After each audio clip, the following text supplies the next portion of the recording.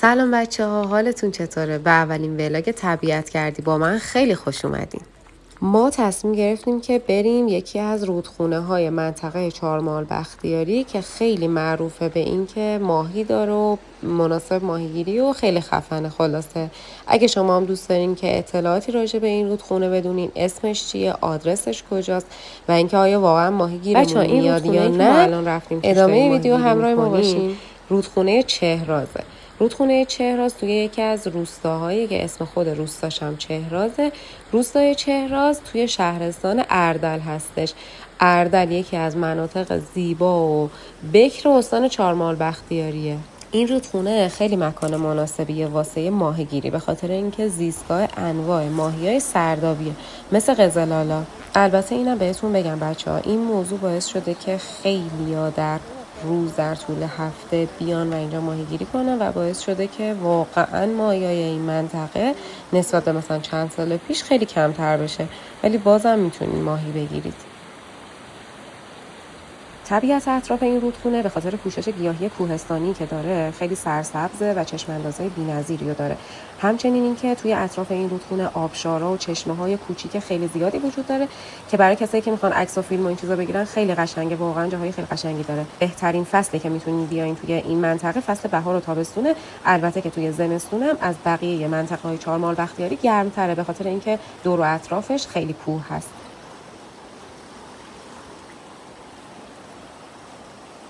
پوشش گیاهی منطقه چهراز به دلیل اینکه کوهستانی هست و آب و هواش معتدله خیلی متنوعه.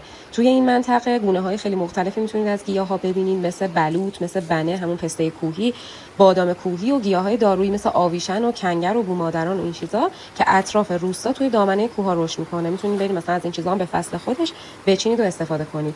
بعد باغای میوه خیلی زیاد داره مثل گردو، مثل سیب و انگور که توی این منطقه خیلی زیاد به چشم میبینید اگه که برید اونجا.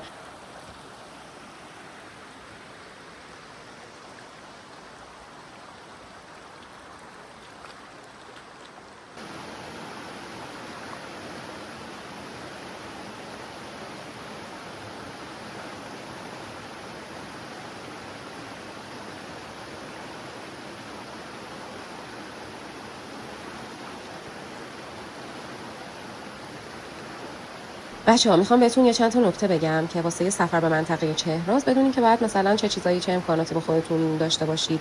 اول اینکه توی همونجوری که توی تصویر می‌بینید بدون امکانات اگر که بخواید مثل ما با دمپایی و یه سری وسیله خیلی راحت بخواید برین میتونین برین، ولی اگه بخواید اونجا اقامت داشته باشین و شب بمونین بهتره که یه سری نکته‌ها رو رعایت کنین. اگه که میخواین کوهنوردی کنید اونجا به خاطر وجود مسیرایی که مثلا حالا ناهموار هست، سنگلاخی و این چیزاست، کفشای خیلی مناسب و مقاوم واسه پیاده‌روی برای خودتون ببرین و یه کوله پشتی سبک و جادار برای مثل چیزای ضروری مثل آب و غذا و مثلا لباس اضافه و یه سری تجهیزات ماهیگیری اگه بخواین که ماهیگیری کنین. اگه بخواین شب اونجا بمونین چادر یا کیسه خواب حتما با خودتون ببرین به خاطر اینکه توی تابستون هم ممکنه شبا اونجا سرد بشه و لباس مناسب فصل بپوشین دیگه. بعد دیگه کرم ضد آفتاب و عینک آفتابی هم حتما با خودتون ببرین، به خصوص اگه اینکه توی فصل تابستون میرین، چون به خاطر ارتفاع نور آفتاب اونجا شدیدتر هستش. بعد دیگه اگه میخواین هم ماهیگیری کنین، تجهیزات ماهیگیری مثل تور و حالا تومه و وسایل ماهیگیری دیگه خودتون بهتر میدونین. دیگه همین دیگه.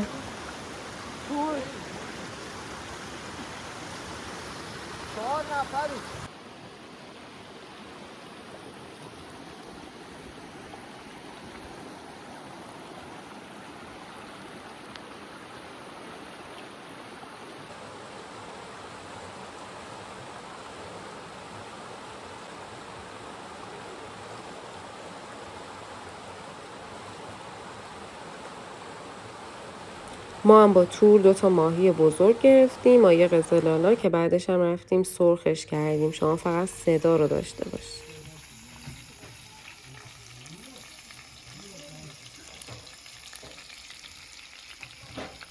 امیدوارم که این ویدیو و اطلاعاتی که بهتون دادم به دردتون خورده باشه. من راضیه هستم. مرسی که ویدیو رو نگاه کردین. خدافظ.